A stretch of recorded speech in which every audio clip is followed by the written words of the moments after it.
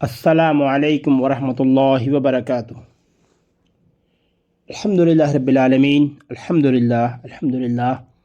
سورہ انعام کی تفسیر چل رہی ہے اور الحمدللہ ہم لوگوں نے 90 آیت تک مکمل کیا ہے، اور اسی بیچ دعویٰ سینٹر سے گزارش ہوئی ہے کہ آپ توحید کی بات کر بتائیں لوگوں کو، کیونکہ سورہ انعام کی جو سورہ نازل ہوئی تھی اور جو بات ہوئی تھی کہ یہ توحید پر منحصر ہے، اور اس لیے ہو سکتا ہے کچھ لوگوں کے سمجھ میں توحید کی بات نہیں آئی ہے، تو میں انشاءاللہ کوشش کروں گا کہ آج وہ تفسیر کو موقوف کر کے توحید پر ہی بات کی جائے مکمل طور سے، اور توحید پر ہی آج کا موضوع ہے اور اسی پر بات کی جائے گی۔ اسی درمیان ایک سوال بھی ہے، ایک صاحب نے سوال کیا ہے 15 شعبان کے بارے میں۔ شعبان المعظم کا مہینہ چل رہا ہے، اور ایک صاحب نے سوال کیا 15 شعبان کے بارے میں کہ 15 شعبان کی تاریخ کیا ہے، قرآن حدیث کی روشنی بتائیں۔ انشاءاللہ اس کے بارے میں بات ہوگی آخر میں، لیکن سب سے پہلے ہم لوگ چلتے ہیں توحید کے بارے میں۔ دیکھیے توحید کیا ہے، اصل میں اس میں ایک واحد کا ورڈ ہے، لفظ ہے، یعنی ایک اللہ کو ماننا، ایک اللہ کو ماننا اور اللہ کے رسول حضرت محمد صلی اللہ علیہ وسلم کے بتائے ہوئے طریقے پر چلنا۔ جیسے ہم لوگ کہتے ہیں نا لا الہ الا اللہ محمد رسول اللہ، یہ ہمارا ایک کانٹریکٹ ہے، یہ ہمارا ایک عقد ہے جو ہم نے اللہ کے ساتھ کیا ہے۔ اور جب انسان لا الہ الا اللہ محمد رسول اللہ پڑھتا ہے، یا اشہد ان لا الہ الا اللہ واشہد ان محمدا عبدہ ورسولہ بولتا ہے، تو وہ اسلام میں داخل ہو جاتا ہے۔ اسلام میں داخل ہونا، وہ مسلمان ہو گیا، لیکن ایمان مکمل آنا اس کے لیے شرط ہے کہ جب تک کہ جو آپ نے کانٹریکٹ کیا اللہ سے اور اللہ کے رسول کی بات پر، اس پر چلنا، صحیح طریقے سے چلنا، ان کے بتائے ہوئے راستے پر چلنا، یہ اصل میں ایمان ہے، یہ تقویٰ ہے اصل میں۔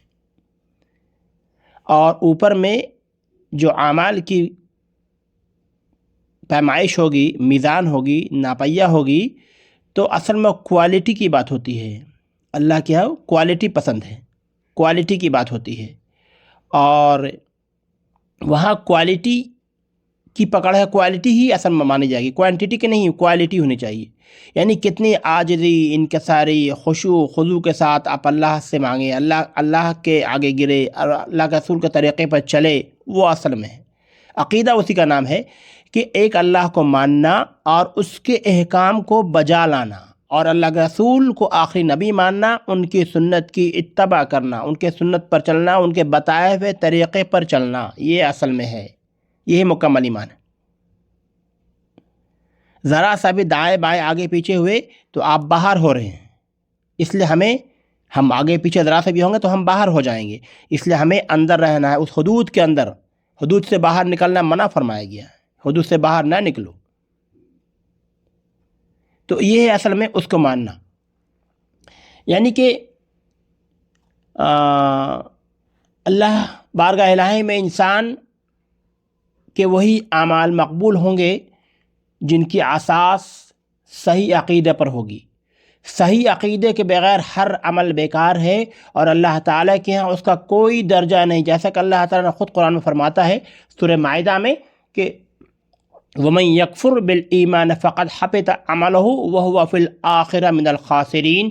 اور جس کسی نے ایمان کی روش پر چلنے سے انکار کیا تو اس کا سارا کارنامہ، اس کا سارا عمل، اس کی ساری زندگی کی عمل ضائع ہو جائے گی، اور وہ آخرت میں دیوالیہ ہو جائے گا۔ فی الآخرۃ من الخاسرین، یعنی وہ بالکل خسارے میں جائے گا، دیوالیہ ہو جائے گا۔ تو اصل میں یہی ہے۔ دیکھیے آپ کو ہم ایک سمپل طریقے میں ہم ایک مثال دیتے ہیں آپ کو۔ جب ہم کسی کے ساتھ کوئی کانٹریکٹ، کوئی معاہدہ کرتے ہیں، تو میری پوری کوشش ہوتی ہے کہ ہم اس معاہدہ کا، اس کانٹریکٹ کا، اس عقد کی پوری پاسداری کریں۔ اگر ہم کانٹریکٹ اور معاہدے کی اور عقد کی پاسداری نہیں کرتے ہیں تو وہ کانٹریکٹ کیا ہوتا ہے، ٹوٹ جاتا ہے۔ اسی طرح ہم نے اللہ سے کانٹریکٹ کیا ہے لا الہ الا اللہ محمد رسول اللہ، یا اشہد ان لا الہ الا اللہ واشہد ان محمدا عبدہ ورسولہ، ایک معاہدہ ہے میرا۔ یعنی اللہ نے جو احکام قرآن کے ذریعے نازل کی اور اللہ کے رسول نے جو طریقہ بتایا، ہم کو اس کے مطابق چلنا ہے، نہ اس سے آگے نہ اس سے پیچھے۔ اپنی پوری زندگی کو اساس اٹھائیں، پوری زندگی کو اٹھا کے دیکھ لیں کیا ہم اللہ کے مطابق، اللہ کے احکام کے مطابق اور اللہ کے رسول کے سنت کے مطابق چل رہے ہیں۔ اگر ہم چل رہے ہیں تو ہم اندر ہیں، دائرے کے اندر ہیں، ہم کانٹریکٹ کی پاسداری کر رہے ہیں، ہم عقد کی پاسداری کر رہے ہیں، ہم نے جو کانٹریکٹ کیا اللہ سے اس کی پاسداری کر رہے ہیں۔ اور اگر نہیں چل رہے ہیں، ہم باہر ہیں، تو ہم پاسداری نہیں کر رہے ہیں۔ پچھلی تفسیر میں یہ بات بھی آئی تھی، بہت بار آئی تھی، سنت کے بارے میں بات آئی تھی کہ کچھ سنت ایسی ہے جو ماں باپ نے بچپن میں کرا دیا تھا اور کچھ سنت شوق سے کرتے ہیں۔ باقی سنت کہاں ہے بھائی؟ چہرے کا سنت ہے، ہمارے کھانے کا، ہمارے پینے کا، ہمارے سونے کا، ہمارے چلنے کا، ہمارے اخلاق کے بارے سب کچھ سنت ہے۔ ہم یہ سب سنت کہاں ہے؟ ہمارا صلہ رحمی کا سنت ہے، یہ سب سنت کہاں ہے؟ یہ سب چیزیں تو ہمیں اپنے آپ کو چیک کرنا ہوگا کہ ہماری زندگی کیا سنت کے اور اللہ کے احکام کے مطابق چل رہی ہے، اور اگر چل رہی ہے تو دائرے میں، اور اگر نہیں چل رہی تو باہر، یعنی کانٹریکٹ اور عقد کا باہر کر رہے ہیں۔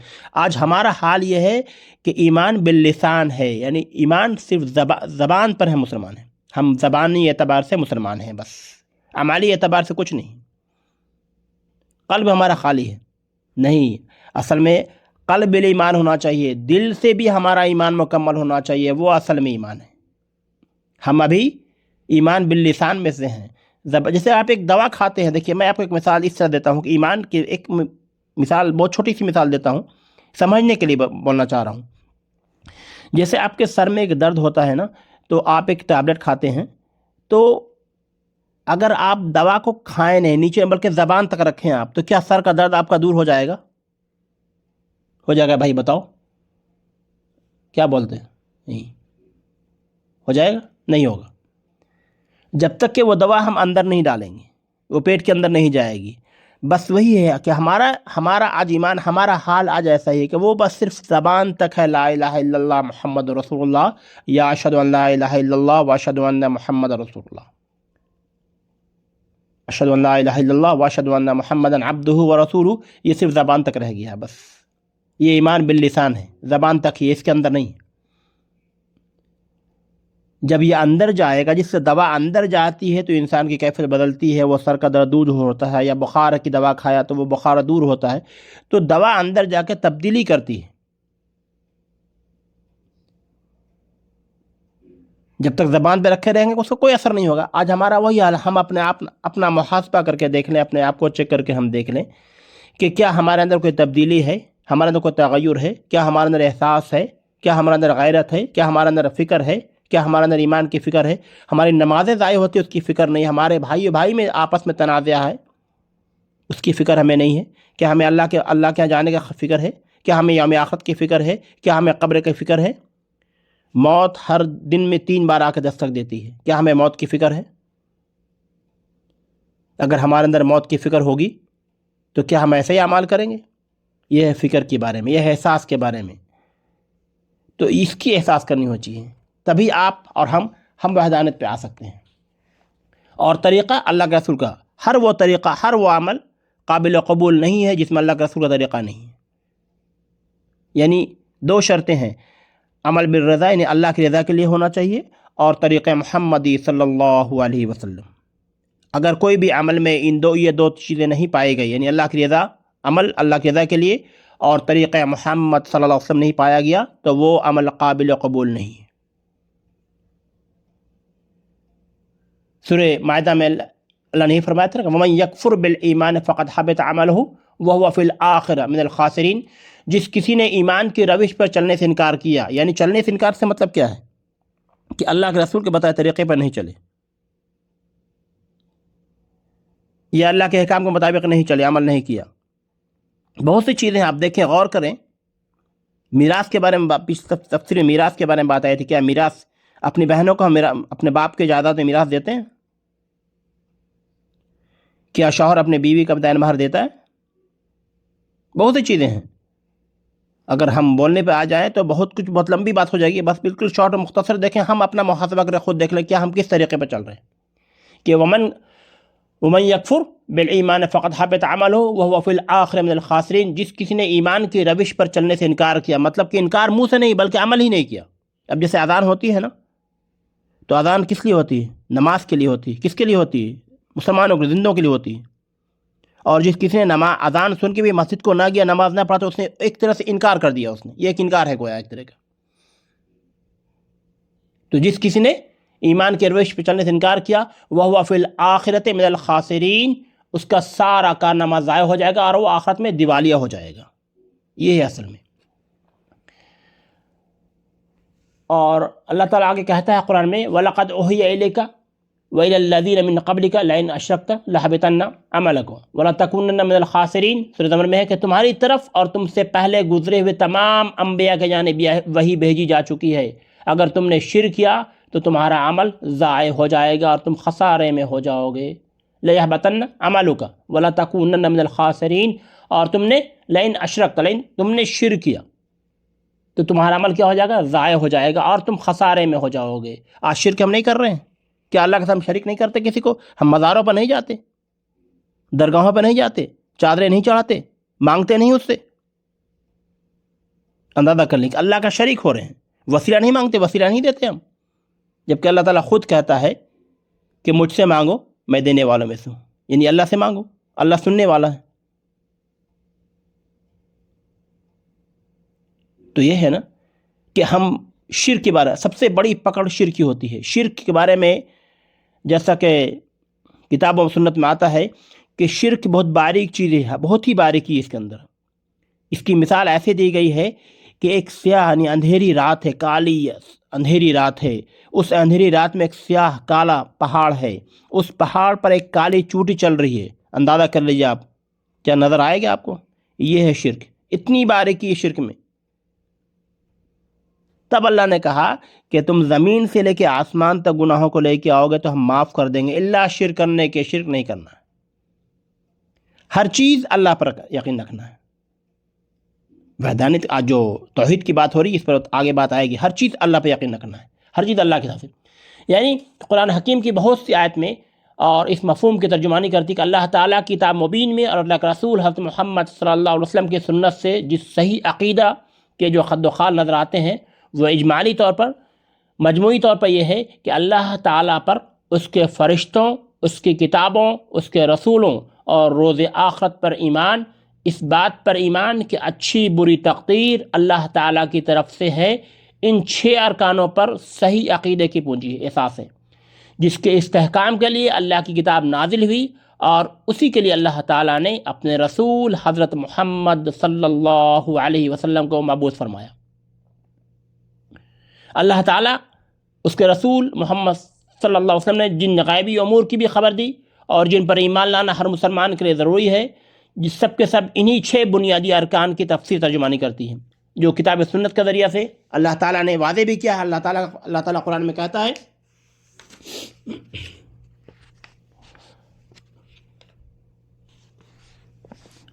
لَيْسَ الْبِرَّ أَن تَوَلُّوا وُجُوهَكُمْ قَبْلَ الْمَشْرِقِ وَالْمَغْرِبِ وَلَكِنَّ الْبِرَّ من آمن باللہ والیوم الآخر والملائکۃ والکتاب والنبیین۔ نیکی یہ نہیں، سورہ بقرہ آیت نمبر 176 ہے غالباً،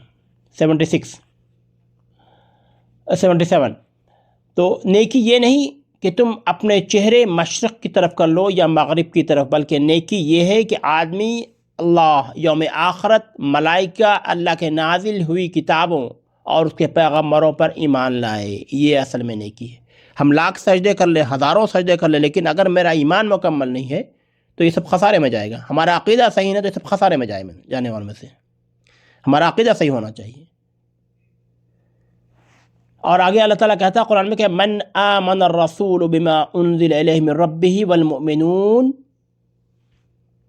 کل آمن باللہ والملائکۃ، یعنی آمن الرسول بما انزل الیہ من ربہ والمؤمنون کل آمن باللہ وملائکتہ وکتبہ ورسلہ لا نفرق بین احد من رسلہ، سورہ بقرہ آیت نمبر 285، کہ رسول اس ہدایت پر ایمان لایا اور اس کے رب کی طرف سے اس پر نازل ہوئی، اور مومنوں نے بھی ہدایت کو دل سے تسلیم کر لیا۔ یہ سب اللہ، اس کے فرشتوں، اس کی کتابوں، اس کے رسولوں کے مانتے ہیں، اور ان کا قول یہ ہے کہ ہم اس کے رسولوں میں سے کسی ایک میں تفریق نہیں کرتے، جتنے بھی رسول آئے ہم کسی میں تفریق نہیں کرتے۔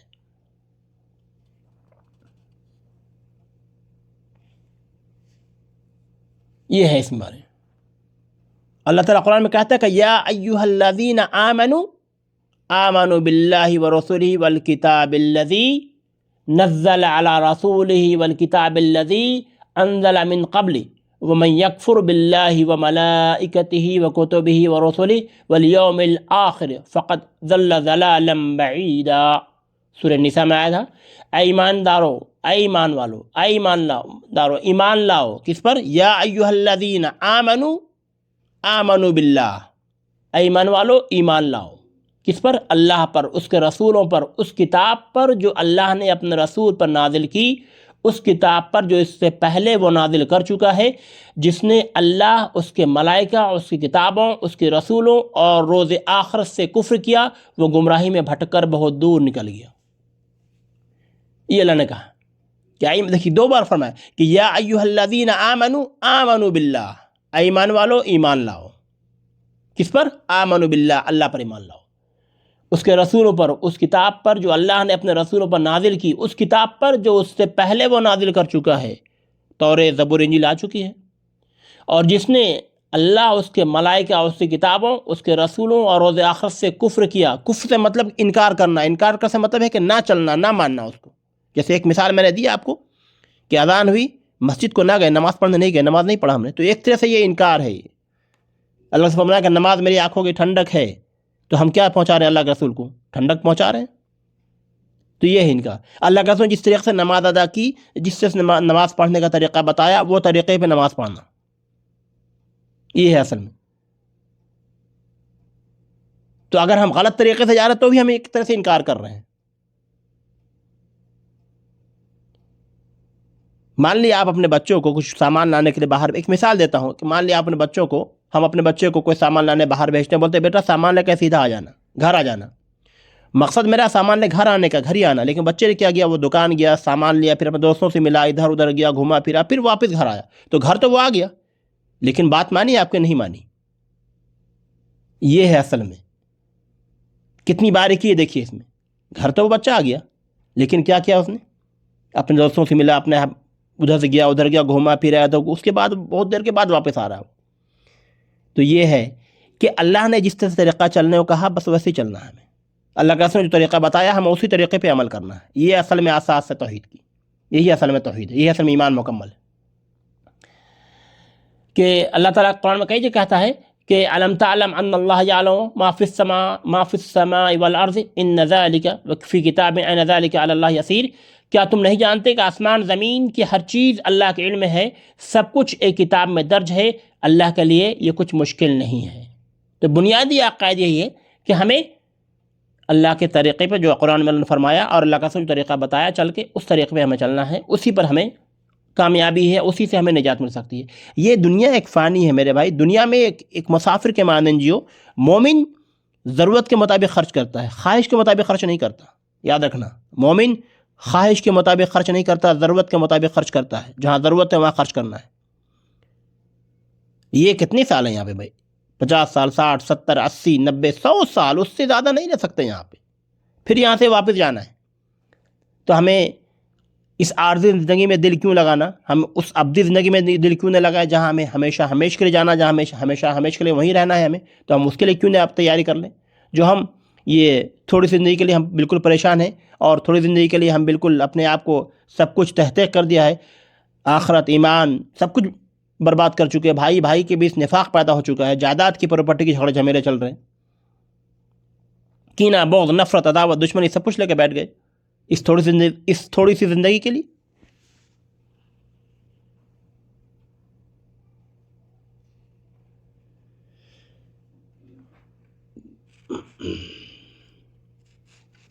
تو یہ ہے اصل میں ایمان کے بارے میں. ایک مسلمان کے لیے اللہ تعالیٰ کے حق میں آخرت کے متعلق اور اس کے علاوہ غیب سے متعلق ان تمام عقائد پر ایمان رکھنا ضروری ہے جس کی کتاب و سنت سے تائید ہوتی ہے. اللہ پر دیکھیں، سب سے نمبر 1 اللہ تعالیٰ پر ایمان. اللہ تعالیٰ پر ایمان لانے کا مطلب یہ ہے کہ ہم اس بات پر ایمان رکھیں کہ اللہ تعالیٰ کے سوا کوئی معبود برحق اور عبادت کا مستحق لائق نہیں. یعنی اللہ تعالیٰ کے سوا کوئی معبود برحق نہیں اور عبادت کا مستحق لائق نہیں سوائے اللہ کی، اس لیے کہ اللہ بندوں کا خالق، اس کا محسن، اس کا رزاق، اس کے ظاہر باطن سے واقف، اور اپنے فرما برداروں کو جزائے خیر، نافرمانوں کو سزا دینے پر قادر ہے۔ یہ ہے اصل میں اللہ تعالیٰ نے جنوں اور انسانوں کو اپنی عبادت کے تخلیق کیا اور ان کو اس پر کاربند رہنے کا حکم بھی دیا۔ اللہ تعالیٰ خود فرماتا قرآن میں سورہ ذاریات میں وَمَا خَلَقْتَ الْجِنَّ وَالْإِنسَ إِلَّا لِيَعْبُدُونَ، یعنی ہم نے جنوں اور انسانوں کو اس کے سوا کسی کام کے لیے پیدا نہیں کیا کہ وہ میری بندگی کریں۔ اور کیا اللہ تعالیٰ کہتا ہے مَا أُرِيدَ مِنْهُمْ مِنْ رِزْقٍ وَمَا أُرِيدَ أَنْ يَفْعَلُوا، یعنی کہ ہم ان سے کوئی رزق نہیں چاہتے، یعنی اللہ تعالیٰ بندوں سے رزق نہیں چاہتا، بلکہ انما میں یہ چاہتا ہوں کہ وہ مجھے کھلائیں۔ اللہ تو خود ہی رزاق ہے، بڑی قوت والا، زبردست ہے۔ ان اللہ هو الرزاق ذو القوة والمتین، یعنی کہ اللہ تعالیٰ تو خود رزاق ہے، بڑی قوت والا اور زبردست علم والا ہے۔ تو اے لوگوں اپنے رب کی بندگی اختیار کرو جو تمہارا اور تم سے پہلے لوگوں کا خالق ہے، تاکہ تم متقی بن جاؤ۔ وہی تو ہے جس نے تمہارے لیے زمین کا فرش بنایا، آسمان کی چھت بنائی، اوپر سے پانی برسایا، اس کے ذریعے سے ہر طرح کی پیداوار نکال کر تمہیں رزق پہنچایا۔ تم سب جانتے ہو، تو پھر دوسروں کو اللہ کا مددگار کیوں کھڑا کر دیتے ہو؟ میں نے دیکھا ہے کچھ لوگوں کے بارے میں کسی کے نام نہیں بتانا چاہتا، میں نے کچھ دیکھا لوگوں کو کہ لبیک یا رسول اللہ، معاذ اللہ ثم معاذ اللہ۔ آپ حد کو جاتے کیا کہتے ہیں؟ لبیک اللہم لبیک لا شریک لک لبیک۔ کیا فرما رہے ہیں آپ؟ کیا کہہ رہے ہیں آپ؟ کس کے لیے حاضر ہو رہے ہیں؟ میرے بھائی کم سے کم بولنے سے پہلے سوچنا چاہیے۔ آپ اکثر دیکھیں گے، ہم دیکھیے میں شرک کے بارے میں بات ہو رہی ہے، توحید کے بارے میں بات ہو رہی ہے، اکثر آپ دیکھیں گے لوگوں کے ذہن سے، لوگوں کے زبان سے یہ بات نکلتی ہے لا حول ولا قوت الا باللہ۔ کیا مطلب ہے اس کے؟ آپ اللہ کا انکار کر رہے ہیں۔ آپ لا حول ولا قوت الا باللہ اتنے بولتے ہیں لوگ، یعنی نہیں ہو کوئی ذات قدرت رکھنے والی، نعوذ باللہ من ذالک، نعوذ باللہ من ثم نعوذ باللہ من ذالک، یعنی اللہ کا انکار کر دیا آپ نے، معاذ اللہ۔ جب تک کہ آپ باللہ الا باللہ نہ بولیں، لا حول ولا قوت الا باللہ، تب مکمل ہونے والوں میں سے ہیں، اور ہم آدھا بول دیتے ہیں۔ کبھی ہم نے غور کیا ہم شرک کر رہے ہیں؟ یہ ہے اس کے بارے میں کہ اے لوگوں اپنے رب کی بندگی اختیار کرو جو تم سے پہلے لوگوں کا خالق ہے، اگر تم متقی بن جاؤ۔ وہی تو ہے جس نے تمہارے لیے زمین کا فرش بنایا، آسمان کی چھت بنائی، اوپر سے پانی برسایا، اس کے ذریعے سے ہر طرح کی پیداوار نکال کر تمہیں رزق پہنچایا۔ بس جب تم یہ جانتے ہو تو پھر دوسروں کو اللہ کا مدعا قابل نہ ٹھہراؤ۔ سورہ بقرہ کی آیت ہے یہ کہ یا ایھا الذین یا ایھا الناس اعبدوا ربکم، یعنی کہ اللہ تعالیٰ نے سورہ بقرہ میں فرمایا کہ اے لوگوں اپنے اس رب کی بندگی اختیار کرو جو تم سے پہلے لوگوں کا خالق ہے، تاکہ تم متقی بن جاؤ۔ وہی تو ہے جس نے تمہارے لیے زمین کا فرش بچھایا، جعل لکم الارض فراشا، یعنی وہی تو جس زمین کا تمہارا فرش بچایا، اور آسمان والسماء ماء، اور آسمان کی چھت بنائی، اوپر سے پانی برسایا، اس کے ذریعے سے ہر طرح کی پیداوار نکال کر تمہیں رزق پہنچایا۔ پس جب تم جانتے ہو تو پھر دوسروں کو اللہ کا مدعا قابل نہ ٹھہراؤ۔ اللہ نے منع فرمایا، تو حق کی وضاحت کرنے، اس کی دعوت دینے، اس کے منافی چیزوں سے اللہ سے ڈرانے کے لیے اللہ تعالیٰ نے اپنے رسول بھیجے اور کتابیں نازل فرمائی، رسول بھیجے اور کتابیں جو قرآن کی شکل میں موجود ہیں اور رسولیں بھیجے، تاکہ لوگ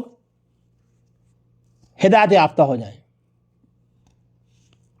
اللہ تعالیٰ خود قرآن میں کہتا ہے سورہ نحل میں کہ وَلَقَدْ بَعَثْنَا فِي كُلِّ أُمَّةٍ رَسُولًا أَنِ اعْبُدُوا اللَّهَ وَاجْتَنِبُوا الطَّاغُوتَ، اور ہم نے ہر امت میں ایک رسول بھیج دیا، اس کے ذریعے سے سب کو خبردار کر دیا کہ اللہ کی بندگی کرو اور طاغوت کی بندگی سے بچو، طاغوت کی بندگی سے بچو، طاغوت کی بندگی سے بچو۔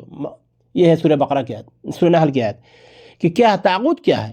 طاغوت جو آپ شریک ٹھہراتے ہیں، یہ بھی ایک طاغوت ہے۔ یہ طاغوت کا مطلب یہ نہیں ہے کہ وہ صرف وہی نہیں مانا جائے جیسے بتوں کی پوجا کرنا، پتھر کی پوجا کرنا، یہ تو طاغوت ہے، لیکن مطلب یہ نہیں، اس کے اور بھی بہت سے معنی مطلب آ جاتے ہیں۔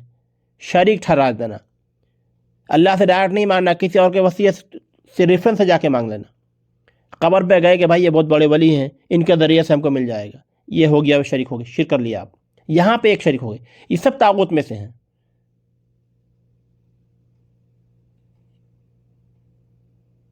جتنے بھی مطلب کہ صحابہ ہیں، تابعین ہیں، تبع تابعین ہیں، سب احترام کے لائق ہیں، سارے کے سارے احترام کے لائق ہیں، اور ہمارے عقیدے مطلب کہ ہم ان سے دلی محبت کرتے ہیں، عقیدہ رکھتے ہیں ان سے، لیکن ہمیں اتباع کرنے ہیں اللہ کا اور اللہ کے رسول کی، ومن تبع اللہ ومن تبع رسول، ہمیں اتباع کرنا اللہ کے اور اللہ کے رسول کی اتباع کرنا ہے۔ اللہ تعالیٰ نے کئی جگہ فرمایا کہ وما ارسلنا من قبلک من رسول الا یوحی الی انہ لا الہ الا انا فاعبدون، اور ہم نے تم سے پہلے جو بھی رسول بھیجا اس کو یہی وحی بھیجی کہ میرے سوا کوئی معبود نہیں ہے، پس تم میری بندگی کرو۔ سورہ انبیاء کی آیت میں اللہ نے فرمایا، اور اس کے علاوہ قرآن بھیجا اللہ نے، اور یہ قرآن ایک ایسی کتاب ہے جس کی آیتیں پختہ اور مفصل ہیں، ایک دانہ اور باخبر ہستی کی طرف سے یہ کہ تم اللہ کی بندگی کرو، اور اس کی طرف سے تم خبردار کرنے والا، بشارت دینے والا، یعنی عبادت عبودیت کی تمام اقسام جن کے ذریعے سے لوگ عبادت کرتے ہیں، مثلا دعا، خوف، امید، نماز، روزہ، قربانی، نظر وغیرہ کو کمال محبت اور خوف امید کے جذبے کے ساتھ اللہ کے لیے خاص کر دیا جائے۔ قرآن مجید کا بیشتر حصہ اسی بنیادی عقیدے کے وضاحت میں نازل ہوا ہے۔ ایک جگہ اللہ تعالیٰ کہتا ہے کہ فَاعْبُدُوا اللَّهَ مُخْلِصًا لَهُ الدِّينَ أَلَا لِلَّهِ الدِّينِ خالص، یعنی کہ سورۃ زمر میں کہ تم اللہ کی بندگی کرو، فَاعْبُدُوا اللَّهَ مُخْلِصًا لَهُ الدِّينَ، تم اللہ کی بندگی کرو اور دین کو اس کے لیے خالص کرتے ہوئے، خبردار دین خالص اللہ کا حق ہے، الا للہ الدین خالص، یعنی دین خالص اللہ کا حق ہے۔ اور اللہ نے سورہ سا میں فرمایا کہ وَقَضَىٰ رَبُّكَ أَلَّا تَعْبُدُوا إِلَّا إِيَّاهُ وَقَضَىٰ رَبُّكَ أَلَّا تَعْبُدُوا إِلَّا إِيَّاهُ، تیرے رب نے فیصلہ کر دیا کہ تم اس اللہ کے سوا کسی کی عبادت نہ کرو۔ جب اتنا بالکل واضح انداز میں، اتنا کتاب مبین میں بالکل صاف، بالکل واضح انداز میں جب بیان کر دی جاتی ہے، ہر چیز کے بارے میں بتا دے گی، پھر بھی ہم کفر کیوں کرتے ہیں، ہم شرک کیوں کرتے ہیں، ہم اللہ کی بات کو انکار کیوں کرتے ہیں؟ اللہ ہی کو پکارو، اپنے دین کو اس کے لیے خالص کر کے، خواہ وہ تمہارا یہ فعل کافروں کو کتنا ہی ناگوار کیوں نہ گزرے۔ حضرت معاذ رضی اللہ تعالیٰ سے مروی ہے کہ نبی کریم صلی اللہ علیہ وسلم فرمایا کہ اللہ تعالیٰ کا بندوں پر یہ حق ہے کہ وہ صرف اسی کی عبادت کرے اور اس کے ساتھ کسی کو شریک نہ ٹھہرائے۔ یہ حضرت معاذ رضی اللہ تعالیٰ سے مروی یہ حدیث کہ اللہ نے فرمایا کہ اللہ تعالیٰ کا بندوں پر یہ حق ہے کہ وہ صرف اللہ کی عبادت، اسی کی عبادت کرے، یعنی اللہ کی عبادت کرے اور اس کے ساتھ کسی کو شریک نہ ٹھہرائے۔ ایمان باللہ میں داخل ہے کہ اللہ تعالیٰ نے اپنے بندوں پہ جو کچھ واجب ہے اور فرض قرار دیا، یعنی اسلام کے 5 ظاہر ارکان پر بھی ایمان لانا ہے۔ کلمہ شہادت یعنی اس بات کا اقرار کرنا کہ اللہ کے سوا کوئی معبود نہیں، اور محمد رسول اللہ صلی اللہ علیہ وسلم اللہ کے رسول ہیں، اور نماز قائم کرنا، زکوٰۃ ادا کرنا، رمضان کے روزے رکھنا، صاحب استطاعت کے لیے بیت اللہ کا حج کرنا، ان کے علاوہ دوسرے فرائض جو شریعت مطہرہ میں ثابت ہیں، ان سب پر ایمان لانا ضروری ہے۔ ان سارے ارکان میں سب سے اہم اور عظیم رکن اس بات کی گواہی دینا کہ اللہ کے سوا کوئی معبود نہیں اور محمد رسول اللہ صلی اللہ علیہ وسلم اللہ کے رسول ہیں۔ لا الہ الا اللہ کے اقرار کا لازمی تقاضا یہ ہے کہ عبادت کو صرف اللہ تعالیٰ کے لیے خاص کر دیا جائے۔ لا الہ الا اللہ کا اقرار کا تقاضا یہی ہے، جب ہم لا الہ الا اللہ کا اقرار کرتے ہیں تو اس کا تقاضا یہی ہے کہ عبادت کو صرف اللہ تعالیٰ کے لیے خاص کر دیا جائے، اس کے علاوہ کسی اور کی عبادت نہ کی جائے۔ اور لا الہ الا اللہ کے یہی معنی ہے کیونکہ اس کا مطلب یہی ہے کہ اللہ کے سوا کوئی معبود برحق نہیں، لہذا اللہ کے سوا جس کی بھی عبادت کی جائے گی، خواہ وہ انسان ہو یا فرشتہ، جن ہو یا کچھ اور، باطل قرار دی جائے گی، وہ ساری کی ساری باطل ہو جائے گی، کیونکہ معبود برحق بس اللہ کی ذات پاک ہے، اس کے علاوہ کوئی نہیں۔ جیسا کہ اللہ تعالیٰ قرآن میں کئی جگہ ارشاد فرمایا ہے کہ ذالک بان اللہ هو الحق وَإِنَّمَا يَدْعُونَ مِن دُونِهِ الْبَاطِلَ، یعنی کہ سورہ لقمان میں کہ یہ اس لیے کہ اللہ ہی حق ہے اور اللہ کو چھوڑ کر جنہیں یہ پکارتے ہیں وہ سب باطل ہیں۔ ذَلِكَ بِأَنَّ اللَّهَ هُوَ الْحَقُّ وَأَنَّ مَا يَدْعُونَ مِن دُونِ الْبَاطِلِ، سورہ لقمان، یعنی اس لیے کہ اللہ ہی حق ہے اور اللہ کو چھوڑ کر جنہیں یہ پکارتے ہیں وہ سب باطل ہیں۔ جب بالکل واضح انداز میں کہہ دیا گیا پھر بھی ہم یہ کام کیوں کرتے ہیں؟ اس سے پہلے بتا چکا کہ اللہ تعالیٰ نے جنوں اور انسانوں کو اپنی عبادت کے عظیم مقصد کے لیے تخلیق کیا اور اسی کے لیے اپنے رسول بھیجے اور کتابیں نازل کی۔ اس لیے انسان کو خوب غور کر کے اس حقیقت کو اچھی طرح سمجھ لینا چاہیے تاکہ یہ واضح ہو جائے کہ اس اہم ترین احساس دین کے بارے میں آج کس طرح اکثر مسلمان انتہائی خطرناک حد تک جہالت کا شکار ہو چکے ہیں، یہاں تک کہ انہوں نے اللہ تعالیٰ کی عبادت میں دوسروں کو شریک ٹھہرایا اور شرک کرنا شروع کر دیے۔ جو حق صرف اللہ کا تھا وہ غیر اللہ کو دینا شروع کر دیے، اس کو شامل کر لیا۔ یہ حال ہو چکا آج ہمارا۔ اور ہمارے ایمانی صفات میں سے ایک صفت یہ بھی ہے کہ ہم اللہ تعالیٰ کو اس کائنات کا خالق اور مدبر سمجھیں جیسا کہ وہ ہے، اور اپنے علم و قدرت کی بنیاد پر جس طرح چاہتا ہے وہ سارے معاملات کا انتظام کرتا ہے۔ دنیا اور آخرت کے سارے جہانوں کا مالک ہے، اس کے علاوہ کوئی خالق اور رب نہیں۔ اس نے اپنے بندوں کو دنیا آخرت کی اصلاح اور نجات و کامرانی کی راہ دکھانے کے لیے اپنے رسول بھیجے، کتابیں نازل کی۔ ان ساری باتوں میں اللہ کا کوئی شریک نہیں ہے، اللہ تعالیٰ حق پہ ہے۔ اللہ خالق کل شیء وہو علی کل شیء وکیل، سورہ زمر، یعنی اللہ تعالیٰ ہر چیز کا خالق ہے اور وہی ہر چیز پہ نگہبان ہے۔ یعنی اللہ خالق کل شیء وہو علی کل شیء وکیل، اللہ ہر چیز کا خالق ہے اور وہی ہر چیز پر نگہبان ہے۔ در حقیقت اللہ تعالیٰ ہی ہے جس نے آسمانوں کو اور زمین کو 6 دنوں میں بنایا۔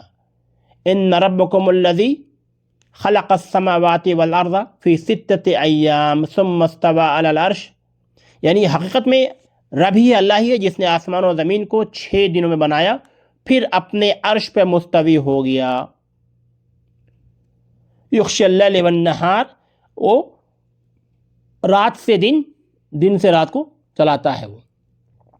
یعنی ایمان باللہ کے مفہوم میں یہ بھی شامل ہے کہ اللہ تعالیٰ کے تمام اسماء حسنہ اور اعلیٰ صفات جس کا قرآن پاک میں ذکر آیا ہے اور جو رسول امین صلی اللہ علیہ وسلم سے ثابت ہے، ان سب میں رد و بدل یا ان کیفیت کا تعین یا ان کو کسی اور چیز سے مشابہ قرار دینا، کہ مشابہ قرار دیے بغیر ایمان لایا جائے، ہم پر واجب ہے کہ ان سب کہ جتنا بھی اللہ تعالیٰ، ایمان باللہ کا مفہوم یہی ہے کہ یہ بھی ایمان باللہ کا مفہوم یہی ہے کہ اللہ تعالیٰ کے تمام اسماء حسنہ، اللہ کے جتنے نام ہیں، ایک نام ہے خدا نام کا ورڈ کہیں نہیں ہے میرے بھائی، یہ بھی لکھ لو، خدا نام کا ورڈ کہیں اور نہیں۔ کیا اللہ کے 99 نام کافی نہیں جو ہم ایک نام اور بڑھا دیے؟ اب ہم بولے مطلب تو ایک ہی ہے، معنی تو ایک ہی ہے، تو یعنی ہم اللہ کے نام کو ایک نام اور بڑھا دیا اور بولا مطلب تو ایک ہی ہے، معنی تو ایک ہی ہے۔ کچھ لوگ 786 بھی جوڑتے ہیں بسم اللہ کی طرف میں، کہتے بسم اللہ کاغذ میں لکھنے سے اگر کاغذ کہیں جاگا تو بسم اللہ کی بے حرمتی ہوگی، تو اگر آپ کے عقیدے کے مطابق 786 بھی بسم اللہ الرحمن الرحیم کے برابر ہے تو 786 لکھنا ہی برابر وہی ہو گیا، اس کو بھی کہیں باہر پھینکیں گے تو وہ بھی بے حرمتی ہو جائے گی نا، مطلب تو ایک ہی ہو گئے نا آپ کی۔ آپ کاغذ بسم اللہ الرحمن الرحیم نہیں لکھتے، بولتے بھائی یہ کاغذ کہیں گر گیا پڑ گیا تو بے حرمتی ہو جائے گی، تو 786 لکھتے، بولتے یہ اس کے برابر ہے، تو جب اس کے برابر ہے تو 786 لکھنا بھی برابر وہی ہو گیا، تو اس کو بھی باہر پھینکیں کہیں گر گیا پڑ گیا تو وہ بھی تو بے حرمتی ہو گئی آپ کے مطابق، بات تو ایک ہی ہو گئی نا۔ تو بہت سی چیزیں ہیں کہ گاڈ، اللہ کے 99 نام کافی ہیں اور ہمیں اس کو یاد کرنا چاہیے، جو اللہ کے 99 نام ازبر جس کو یاد ہے وہ جنت میں جائے گا، یہ بھی ایک حدیث کا مفہوم ہے۔ یعنی ایمان باللہ کے معنی یہی ہے کہ اللہ تعالیٰ کے تمام اسماء حسنہ اور اعلیٰ صفات جس کا قرآن پاک میں ذکر آیا اور جو رسول اکرم صلی اللہ علیہ وسلم سے ثابت ہے، ان سب میں رد و بدل یا ان کی کیفیت کا تعین یا ان کو کسی اور چیز سے مشابہ قرار دیے بغیر ایمان لایا جائے ہم پر واجب ہے۔ ان صفات پر اس طرح ایمان لائیں جس طرح یہ بیان ہوئی، یہ صفات جن عظیم اور اعلیٰ معنی پر دلالت کرتی ہے ان پر ایمان لایا جائے، اس لیے کہ وہ اللہ کی صفات ہیں، ہم پر لازم ہے کہ ان صفات سے اللہ تعالیٰ کو مصنف رکھیں، سمجھیں، جس طرح وہ اس کی ذات پاک کے لیے موضوع ہے، اس کی شان ہے اور اس کی مخلوقات کی کسی صفت سے مشابہ نہ ہو، جیسا کہ اللہ تعالیٰ کا ارشاد ہے کہ لیس کمثلہ شعین وہو السمیع البصیر، یعنی سورہ شورى میں کہ کائنات کی کوئی چیز اس کے مشابہ نہیں ہے، یعنی اللہ کے مشابہ کائنات کی کوئی چیز نہیں ہے، اور وہ سب کچھ سننے والا دیکھنے والوں میں سے ہے۔ جس طرح حکم آیا، جس سے کتاب مبین واضح ہے، ہمیں اس میں بغیر مشابہت کے، بلا تردد کے، بنا شک و شبہ کے ایمان لانا ہے۔ یہ اصل میں ایمان ہے، یعنی اللہ کے لیے مثالیں نہ گڑھو، اللہ جانتا ہے تم نہیں جانتے ہو۔ فَلَا تَنْصُرُوا لِلَّهِ الْمِثَالِ إِنَّ اللَّهَ يَعْلَمُ وَأَنْتُمْ لَا تَعْلَمُونَ، یعنی اللہ کے لیے مثالیں نہ گڑھو، اللہ جانتا تم نہیں جانتی۔ یعنی رسول اکرم صلی اللہ علیہ وسلم کے صحابہ کرام رضوان اللہ اجمعین اور دین حق کی اتباع میں ان کے نقش قدم پر چلنے والے تابعین، اور کبھی یہی عقیدہ رہا جیسا کہ یہ سب تابعین چلے ہیں، تابعین چلے ہیں، اور ان کا یہ عقیدہ بھی رہا ہے، تو ہمیں انہی کے مطابق چلنا چاہیے، انہی کے مطلب کہ اللہ کے رسول طریقے کے مطابق چلنا چاہیے، اور صحابہ کی اتباع کرنا چاہیے، اللہ کے رسول کی اتباع کرنا چاہیے، اللہ کے رسول کی کتاب میں جو واضح ہے، جو احکامات ہیں، اس کے ہمیں عمل کرنا چاہیے۔ تو یہ بات ہے کہ ہمیں یہی ہے کہ ایک اس پر یقین رکھنا، اللہ پہ یقین رکھنا، اور اللہ کی کتابوں پہ یقین رکھنا، اللہ کے رسول کے مطابق، سنت کے مطابق چلنا، یہ زندگی کا اصل مقصد ہونا چاہیے، اور یہی اصل میں مکمل طور سے ایمان کے مطلب کہ ایمان کے مطابق چلنے کا مقصد ہے۔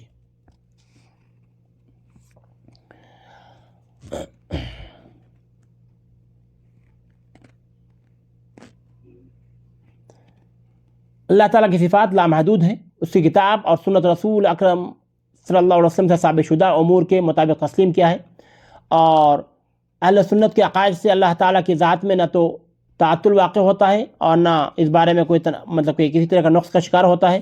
یہی وجہ ہے وہ تمام شرعی دلائل پر عمل کرنے میں کامیاب وہی لوگ ہوتے ہیں جو اللہ کے رسول کے سنت، اللہ کے رسول کے حکم کے مطابق، ان کے سنت کے مطابق، اور اللہ کے احکام، اللہ کے کلام کے مطابق چلتے ہیں، وہی اصل میں کامیاب ہو جاتے ہیں، اور اسی میں کامیابی ہے، اس کے بغیر باقی سب باطل ہے، کامیابی نہیں ہے۔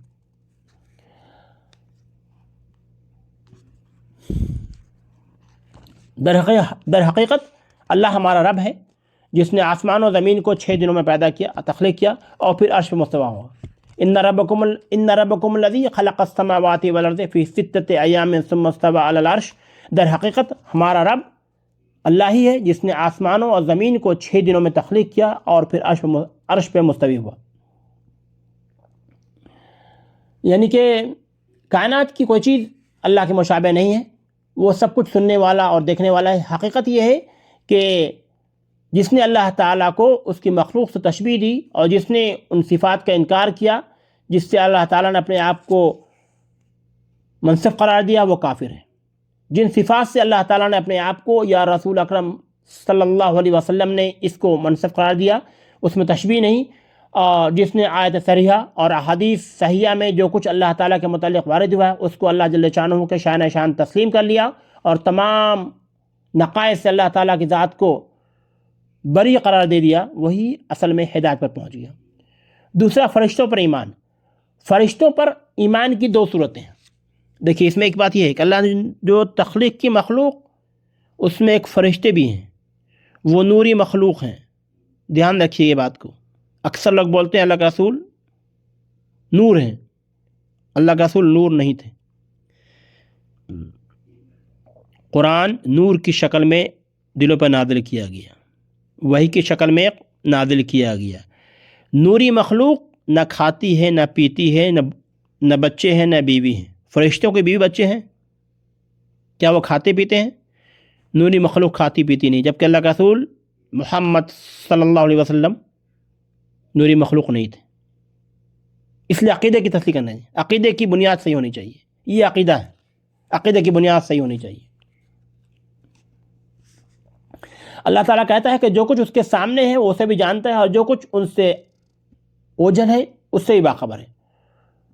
وہ کسی کی سفارش نہیں کرتے سوائے اس کے جس کی حق میں سفارش سننے پر اللہ راضی ہو، اس کے خوف سے ڈرتے رہتے ہیں۔ یعنی ایک تو فرشتوں پر ایمان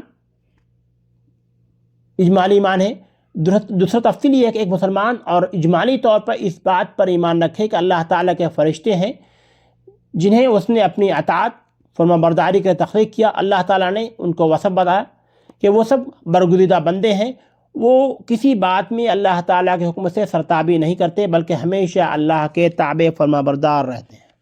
یہ فرشتے ہوتے ہیں، اور ان کے مختلف درجات ہیں۔ کچھ تو وہ ہیں جو فرش الہی کو تھامے ہوئے ہیں، پھر کچھ وہ ہیں جو جنت جہنم کی نگرانی پر معمور ہیں، کچھ بندوں کے اعمال کا ریکارڈ تیار کرنے مصروف ہیں۔ ان فرشتوں پر تفصیلی ایمان رکھتے ہیں جن کا اللہ نے یا اس کے رسول صلی اللہ علیہ وسلم نے نام کے ساتھ ذکر فرمایا، جیسے جبرائیل، میکائیل، مالک یعنی دروغہ جہنم کا، اسرافیل جو سور پھونکنے والے ہیں پہ معمور ہیں۔ یہ سب حدیث سے صحیح سے واضح آیا ہے، ان فرشتوں کا ذکر آیا ہے، تو اس طرح سے ہے۔ اور تیسرا ہے کہ فرشتے اللہ تعالیٰ خود کا عائشہ صدیقہ رضی اللہ تعالیٰ عنہما سے مروی ہے کہ اللہ کا رسول حضرت محمد صلی اللہ علیہ وسلم نے فرمایا کہ فرشتے نور سے تخلیق کیے گئے ہیں، جن آگ کی لو سے، اور آدم جس چیز سے پیدا کیا گیا اس کا آپ کو پتہ ہے خاک سے، مٹی سے، اور فرشتے نور سے، اور جن آگ کی لو سے۔ اور تیسرا ہے کتابوں پر ایمان۔ اس طرح ایمان بالکتب کے بارے میں اجمالی طور پر یہ ایمان رکھنا ضروری ہے کہ حق کی تعلیم دینے، اس کی دعوت تبلیغ کے لیے اللہ تعالیٰ نے اپنے تمام انبیاء رسول پر کتابیں نازل کی، جیسے توریت، زبور، انجیل، قرآن آیا، تو کتابیں پر ایمان لانا ضروری ہے۔ ہم نے اپنے رسولوں، اللہ تعالیٰ سورہ حدید میں فرماتا ہے کہ ہم نے اپنے رسولوں کو صاف صاف نشانی اور ہدایت کے ساتھ بھیجا، اور ان کے ساتھ کتاب و میزان اتاری تاکہ لوگ انصاف پر قائم رہیں۔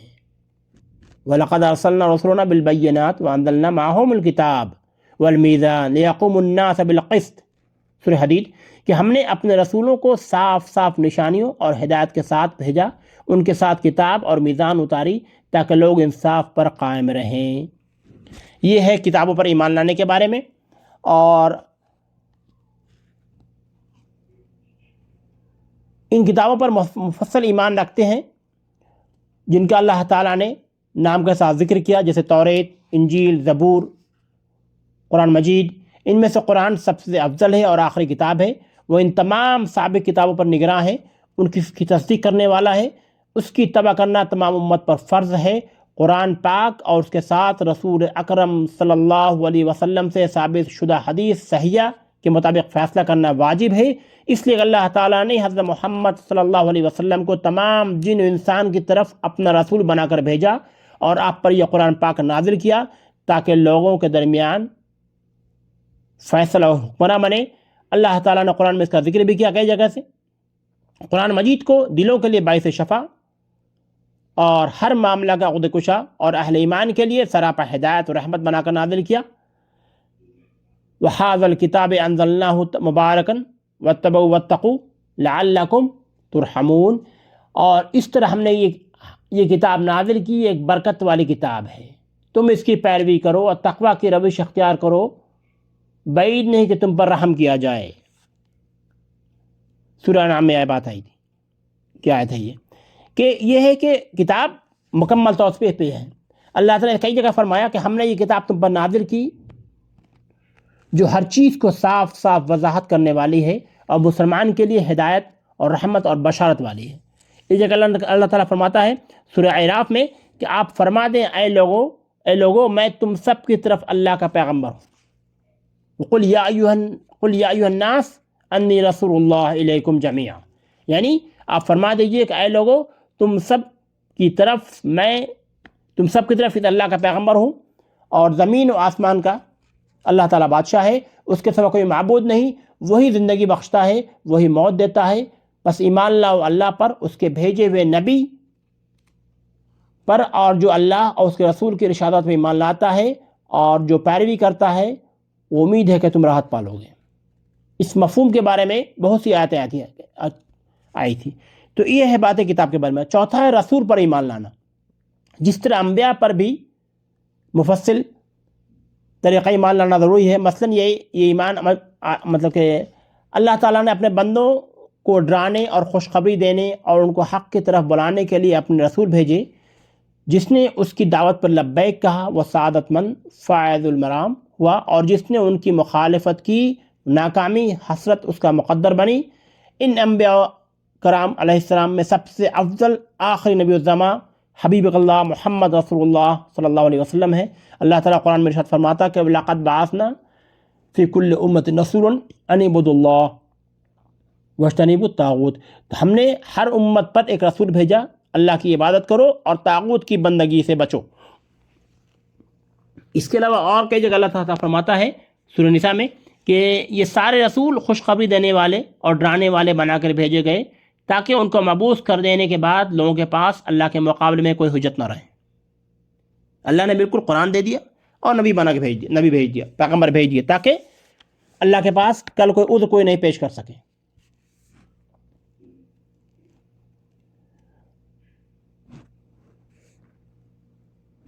اللہ نے کہا کہ ما کان محمد ابا احد من رجالکم ولکن رسول اللہ وخاتم النبیین، یعنی محمد رسول اللہ صلی اللہ علیہ وسلم تمہارے مردوں میں سے کسی کے باپ نہیں ہے مگر وہ اللہ کے رسول اور خاتم النبیین۔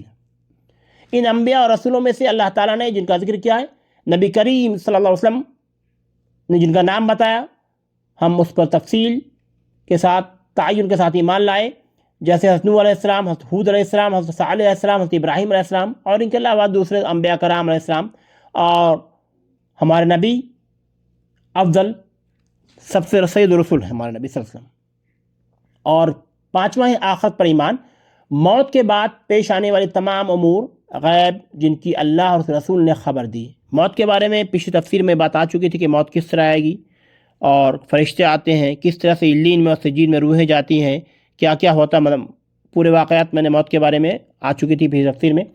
تو موت پر آخرت پر ایمان، پانچواں ہے آخرت پر ایمان لانا، موت کے بعد پیش آنے والے تمام امور غیب جن کی اللہ اور اس کے رسول نے خبر دی، ان سب پر ایمان لانا۔ ایمان بالآخرت میں شامل ہے مثلاً قبر کی آزمائش، اس کا عذاب اور راحت، قیامت کے روز پیش ہونے والی شدید ہولناکی، پلسرات، میزان، حساب و کتاب، جزا و سزا، لوگوں کے درمیان نام اعمال کی تقسیم، کچھ لوگ انہیں اپنے ہاتھوں سے دائیں ہاتھ سے لیں گے، کچھ لوگ بائیں ہاتھ سے لیں گے، اور کچھ لوگ پیٹھ کے پیچھے سے لیں گے۔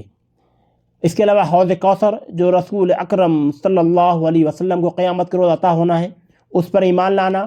جنت و جہنم پر ایمان لانا، یعنی ایمان بالآخرت میں شامل ہے۔ اہل ایمان کو اپنے رب جل جلالہ شانہ کا دیدار ہوگا اور اللہ تعالیٰ کا ان کے ساتھ بات کرنا۔ ان سب کے علاوہ قرآن کریم اور رسول اکرم صلی اللہ علیہ وسلم کی احادیث صحیحہ کے ذریعے سے احوال قیامت کے متعلق جو کچھ ثابت ہے اس پر ایمان لانا، ان کی تصدیق کرنا، اور جس طرح اللہ اور رسولوں نے ان کے بارے میں بتایا ہے۔ اور چھٹا ہے قضا و قدر پر ایمان۔ قضا و قدر پر ایمان رکھنا چار باتوں کو رکھتا ہے۔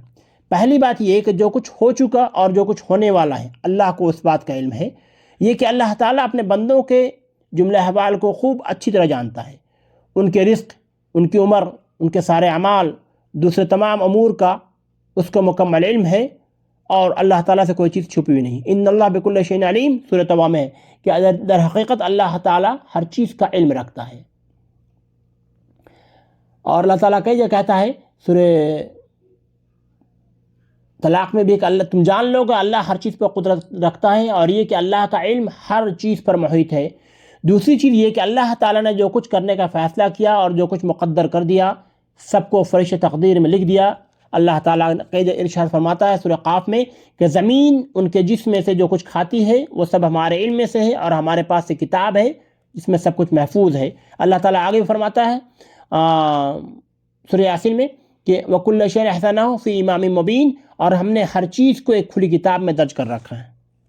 وَكُلَّ شَيْءٍ أَحْصَيْنَاهُ فِي إِمَامٍ مُبِينٍ، اور ہم نے ہر چیز کو کھلی کتاب میں درج کر رکھا ہے۔ أَلَمْ تَعْلَمْ أَنَّ اللَّهَ يَعْلَمُ مَا فِي السَّمَاءِ وَالْأَرْضِ إِنَّ ذَلِكَ فِي كِتَابٍ إِنَّ ذَلِكَ عَلَى اللَّهِ يَسِيرٌ، کیا تم نہیں جانتے کہ آسمان زمین کی ہر چیز اللہ کے علم میں ہے، سب کچھ ایک کتاب میں درج ہے، ان کے لیے کچھ بھی مشکل نہیں ہے۔ تیسری چیز یہ کہ اللہ تعالیٰ کے مشیت ہر حال نافذ ہو کر رہتی ہے۔ اللہ کا جو حکم ہو گیا وہ ہر حال میں نافذ ہو کے رہے گی، بس وہی کچھ ہوا اور اللہ نے چاہا، اور جو اللہ نے چاہا وہی ہوا، اور جو اللہ نہیں چاہا وہ نہیں ہوا۔ اللہ تعالیٰ کا ارشاد ہے کہ ان اللہ یفعل ما یشاء، سورہ حج میں اللہ تعالیٰ جو کچھ چاہتا کرتا ہے۔ سورہ یاسین میں بھی ہے کہ انما امرہ اذا اراد شیئا ان یقول له کن فیکون، وہ تو جب کسی چیز کا ارادہ کرتا ہے تو اس کا نام بس یہ ہے کہ اسے حکم دے دے، ہو جا، وہ ہو جاتی ہے۔ اور اللہ تعالیٰ کہتا ہے کہ تمہارے چاہنے سے کچھ نہیں ہوتا، تو تکفیر میں ہے کہ تمہارے چاہنے سے کچھ نہیں ہوتا جبکہ اللہ رب العالمین نہ چاہے۔ چوتھی بات یہ کہ اللہ تعالیٰ نے تمام امور، تمام موجودات کو وجود بخشا، اس کے علاوہ کوئی خالق نہیں اور پروردگار نہیں اللہ کے علاوہ۔ اللہ خالق کل شیء وہو علی کل شیء وکیل، یعنی اللہ ہر چیز کا خالق ہے اور وہی ہر چیز پر نگہبان ہے۔ لوگوں، تم پر اللہ کے جو احسانات ہیں انہیں یاد رکھو۔ اللہ کے سوا کوئی معبود اور خالق بھی نہیں جو تمہیں آسمان زمین سے رزق دیتا ہو، کوئی معبود اس کے سوا نہیں۔ آخر تم الٹے کیوں جاتے ہو؟ تم الٹے کیوں پھرے رہتے ہو؟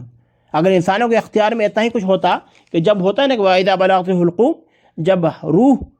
جب موت کے وقت جب روح حلق میں آ کر اٹکتی ہے، تو اگر آپ اتنی تدبر والے ہیں، اتنے ہی کچھ آپ نے کمال حاصل کر لیا، تو روح کو لوٹا کیوں نہیں لیتے؟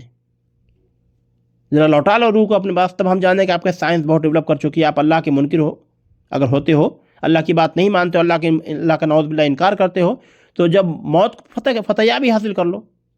جب موت آتی ہے، جب حلق پہ اٹکتی تو لوٹا لو روح کو اندر واپس، پھر زندہ ہو جاؤ تو ہم جان جائیں آپ کو۔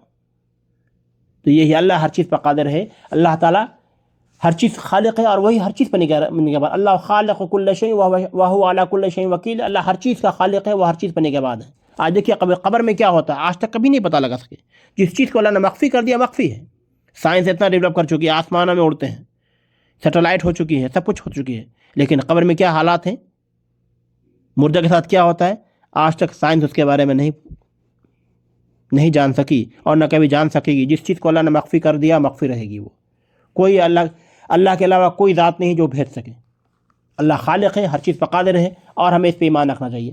لوگوں، تم پر اللہ کے جو احسانات ہیں انہیں یاد رکھو۔ اللہ کے سوا کوئی خالق بھی، اللہ کے سوا کوئی اور خالق بھی ہے جو تمہیں آسمان زمین سے رزق دیتا ہے؟ نہیں، کوئی نہیں، کوئی معبود اس کے سوا نہیں ہے۔ آخر تم کہاں اٹھے جاتے ہو؟ لا الہ الا ہوا وَأَنَّا یُفَکُونَ، یعنی سب کچھ اللہ دیتا تھا، پھر تم کہاں الٹے جاتے ہو؟ پھر تم کیوں اللہ کی طرف سے الٹے جاتے ہو، کیوں پھرے جاتے ہو؟ اور اہل بدعت کے برعکس اہل سنت کی نزدیک ایمان بالمقدر ان 4 چیزوں پر مشتمل ہے۔ ان میں سے بعض کا ہم نے آپ کو بتا دیا۔ ایمان باللہ کے سلسلے میں یہ بات واضح رہنی چاہیے کہ ایمان قول اور عمل کے مجموعے کا نام ہے۔ ایمان کیا ہے؟ قول اور عمل کے مجموعے کا نام۔ یہاں قول بھی ہو اور عمل بھی ہو، دونوں چیزیں ہو چاہیے، ٹھیک ہے؟ ایمان قول اور عمل کے مجموعے کا نام ہے، جو اطاعت فرما برداری سے بڑھتا ہے اور گناہ معصیت سے گھٹتا ہے۔ ایمان بھی گھٹتا بڑھتا ہے، آپ کبھی چیک کر کے دیکھیں اپنے آپ کو، ایمان بھی گھٹتا بڑھتا ہے۔ اور یہ کفر اور شرک کے علاوہ کسی گناہ کی وجہ سے کسی مسلمان کی تکفیر جائز نہیں، مثلاً زنا، چوری، سودخوری، شراب نوشی، نشہ بازی، والدین کی نافرمانی اور ان کے علاوہ دوسرے کبیرہ گناہ، جب تک کہ وہ اس کو وہ حلال نہ سمجھے۔ یعنی اللہ شرک کو معاف نہیں کرے گا، اس کے سوا جس قدر گناہ ہے وہ جس کو چاہتا معاف کر دیتا ہے۔ وہ اللہ کے اختیار میں ہے کہ معاف کرے گا نہیں کرے گا، لیکن شرک کو کبھی معاف نہیں کرے گا۔ یہ بات لکھ لی بات اچھے سے۔ ان اللہ لا یغفر ان یشرک بہ، اللہ بس شرک کو معاف نہیں کرتا ہے۔ ان اللہ لا یغفر یعنی نہیں معاف کرتا ہے، ان یشرک بہ، جو شرک ہوتا ہے۔ اس کے سوا جس کو چاہے اللہ معاف کر دے، وہ اللہ کے اختیار میں ہے۔ حدیث میں رسول اکرم صلی اللہ علیہ وسلم ثابت ہے کہ اللہ تعالیٰ ہر اس شخص کو جہنم سے نکال دے گا جس کے دل میں رائی کے دانے کے برابر بھی ایمان ہوگا۔ تو ایمان گھٹتا بڑھتا ہے۔ ایک صاحب نے ایک سوال پوچھا تھا ہم سے کہ آج کیا معاملات ہے کہ ہمارے منہ سے حق بات نہیں نکلتی؟ تو حق بات نہیں نکلنے کی اصل وجہ ہے کہ ہم حق اور حلال کھانا نہیں کھاتے۔ اللہم انی اسألک علما نافعا ورزقا طیبا وعملا متقبلا، آمین۔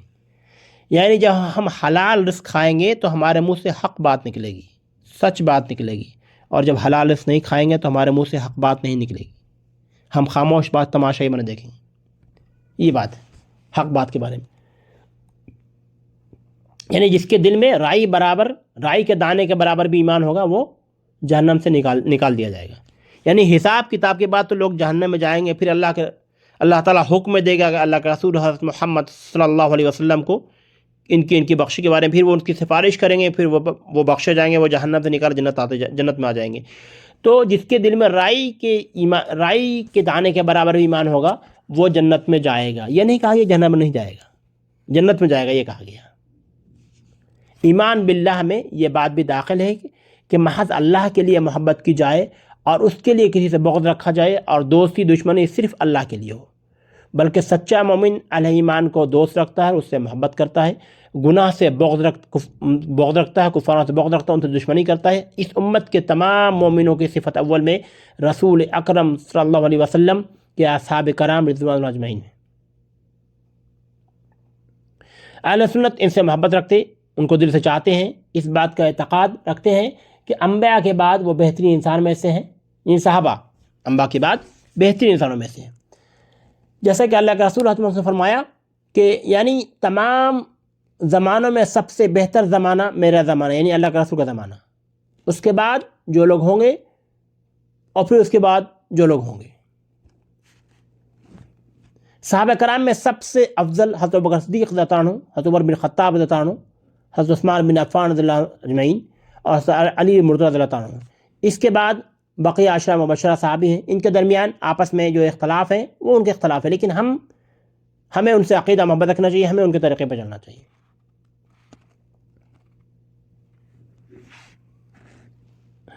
اور تمام ازواج مطہرات سے بھی تعظیم اور احترام کا جذبہ ہونا چاہیے، ان کے تمام اہل ایمان کے بابت وہ تمام اہل ایمان کی مائیں ہیں، ہماری مائیں ہیں، وہ ان کے سب کے لیے اللہ سے رضا طلبی کی دعائیں کرتے رہنا چاہیے۔ اور جو اصحاب سے یا اللہ کے رسول سے بغض رکھتے ہیں یا ان کو گالیاں دیتے ہیں اور غلو سے کام لیتے ہیں، ان کو اللہ تعالیٰ نے جو مقام بخشا وہ انہیں اس سے زیادہ درجہ دیتے ہیں۔ اس طرح اللہ کے رسول اور صحابہ کرام کو تکلیفیں پہنچاتے ہیں ایک طرح سے، اور ہم لوگ ان لوگوں سے ان کے عمل کی وجہ سے بیزاری کا اظہار کرتے ہیں۔ تو یہ اصل میں ہے ایمان کے بارے میں۔ اور اللہ نے فرمایا کہ میری امت میں برابر ایک گروہ حق پر قائم رہے گا، جس کو اللہ کے تائید حاصل ہوگی، لوگ اس کا ساتھ چھوڑ کر ان کا کوئی نقصان نہیں پہنچا سکیں گے تاکہ اللہ کا حکم آ جائے۔ مسند احمد ہے 4436۔ اللہ نے فرمایا کہ یہود 71 فرقوں میں تقسیم ہوئے، نصارہ 72 فرقوں میں، اور یہ امت محمدیہ 73 فرقوں میں تقسیم ہوگی، سب کے سب دوزخ میں ہوں گے سوائے ایک کے۔ صحابہ نے عرض کیا وہ کون سا فرقہ ہوگا؟ آپ صلی اللہ علیہ وسلم فرمایا کہ جو میرے صحابہ کے طریقے پر ہوگا۔ یہی وہ عقیدہ ہے جس پر ہمیشہ مضبوطی سے قائم رہنا اور اس کی خلافت ورزی سے ڈرتے رہنا چاہیے۔ اصل مقصد کہنے کا یہی تھا جو آخر میں نے آپ کو بتا دیا، تمام لب و لباب اس کا یہی تھا کہ یہود 71 فرقوں میں تقسیم ہوگی، نصارہ 72 فرقوں میں، اور امت محمدیہ 73 فرقوں میں تقسیم ہوگی، سب کے سب دوزخ میں ہوں گے سوائے ایک کے۔ صحابہ نے پوچھا وہ کون سا فرقہ ہوگا؟ آپ صلی اللہ علیہ وسلم نے فرمایا جو میرے اور میرے صحابہ کے طریقے پر ہوگا۔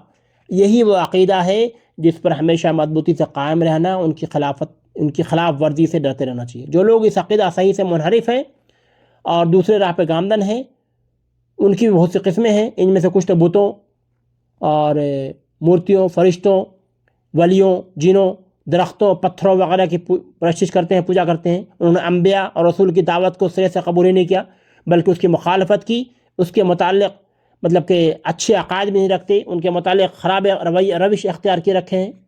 اور تو یہ ان میں سے کچھ لوگ ایسے ہیں۔ میں نے پچھلی تفسیر میں بتایا تھا کہ اللہ کے رسول حضرت محمد صلی اللہ علیہ وسلم کے پوری حیات طیبہ میں 9 یا 8 یہودی ایمان لائے تھے، 10 سے بھی کم لائے تھے ایمان، شاید 8 یا 9 لائے تھے، اندازہ کر لیجئے۔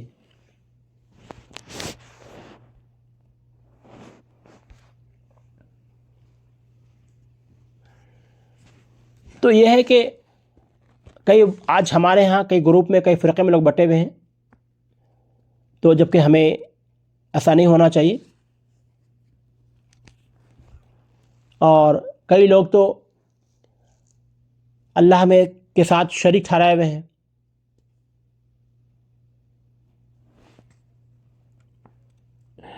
اللہ تعالیٰ رسول اکرم صلی اللہ علیہ وسلم کو بھیجا خاص کتابیں دے کر کے تاکہ ان کی اتباع کی جائے، اور ہم پر واجب ہے کہ ہم اللہ کی اتباع کریں اور اللہ کا رسول کی اتباع کریں، ان کا سنت کے مطابق چلیں۔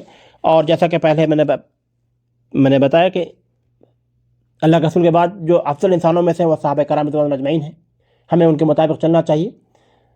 اور اللہ تعالیٰ عبادت جو ہے صرف اللہ کے لیے خاص کرنے کا حکم دیا گیا، صرف اللہ کے لیے عبادت ہونی چاہیے اور کسی کے لیے عبادت نہیں ہونا چاہیے۔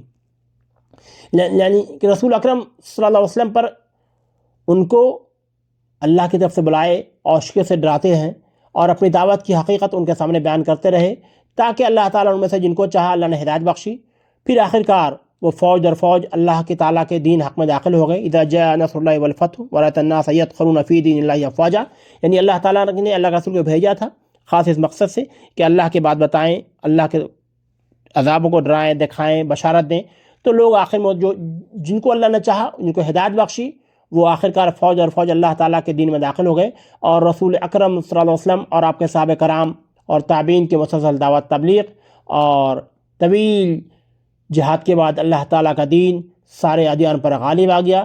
پھر حالات پلٹا کھایا اور اکثر لوگوں نے یہ جہالت غالب آ گئی، یہاں تک کہ اکثر لوگ دین جاہلیت کی طرف لوٹ گئے، انبیاء اور اولیاء کے احترام و تعظیم میں غلو کرتے، ان سے دعائیں کرتے اور مدد طلب کرتے، اور ان جیسے بہت سے دوسرے مشرکانہ امور میں مبتلا ہو گئے جنہوں نے لا الہ الا اللہ کے مطلب کو فراموش کر دیا اور اس کو اس طرح نہیں سمجھا جس طرح سے سمجھنا چاہیے، جس طرح سے عرب کے لوگوں نے سمجھا تھا اس طرح نہیں سمجھا۔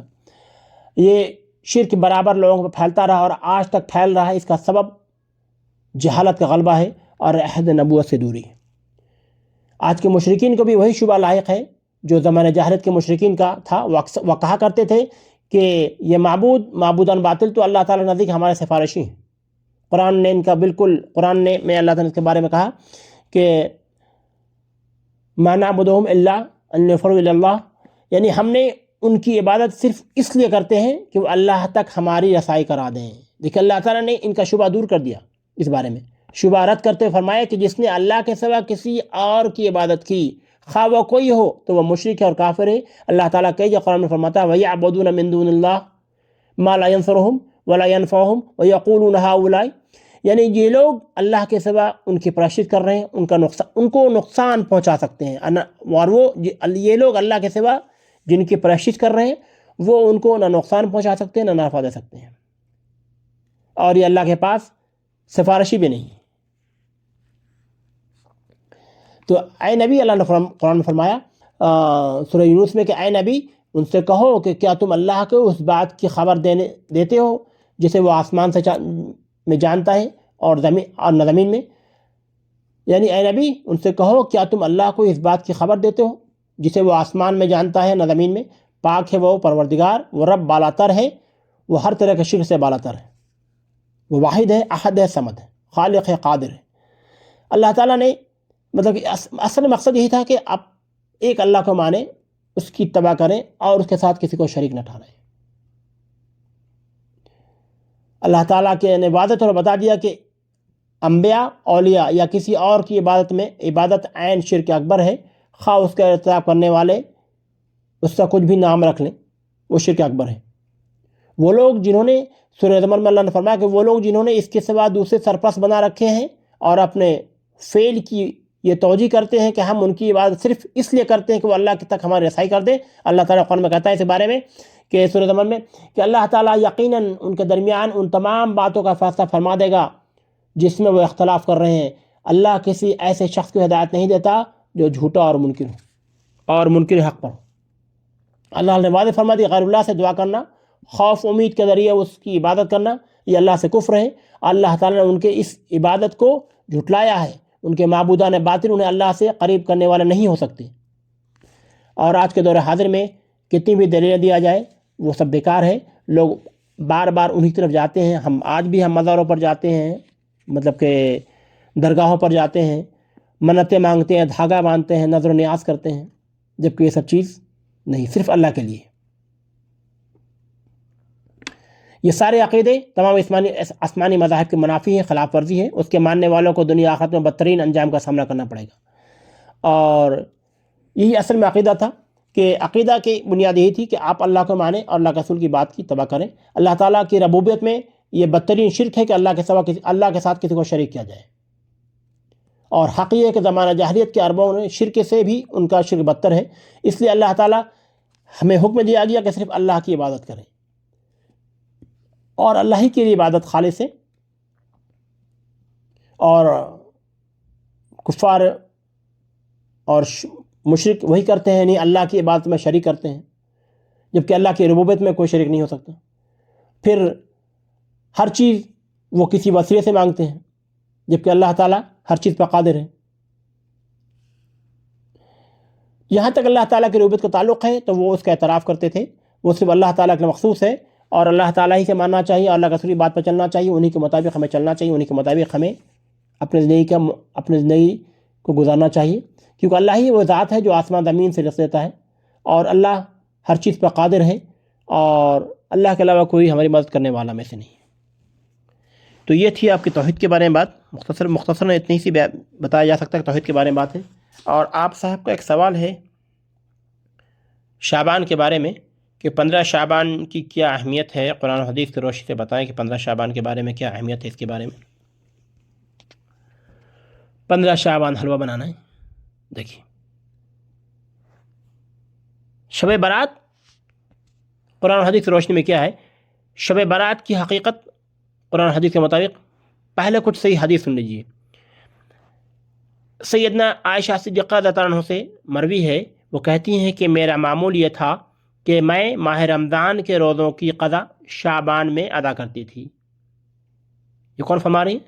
ہماری ماں، امت کی ماں سیدنا عائشہ صدیقہ رضی اللہ عنہ سے مروی ہے کہ وہ کہتی ہیں کہ میرا معمول تھا کہ میں ماہ رمضان کے روزوں کی قضا شعبان میں دیا کرتی تھی، یہاں تک کہ رسول اکرم صلی اللہ علیہ وسلم اس دنیا سے روپوش ہو گئے۔ مسند احمد 3853، 3853۔ ٹھیک ہے، آگے جائیے۔ سیدنا ابو ہریرہ رضی اللہ عنہ سے مروی ہے، بیان کرتے ہیں کہ رسول اکرم صلی اللہ علیہ وسلم نے فرمایا کہ جب شعبان کا مہینہ آدھا گزر جائے تو روزے رکھنے سے رک جایا کرو، یہاں تک کہ ماہ رمضان آ جائے۔ جب شعبان کا مہینہ آدھا گزر جائے تو روزہ رکھنے سے رک جایا کرو، یہاں تک کہ ماہ رمضان آ جائے۔ مسند احمد 3943، 3943۔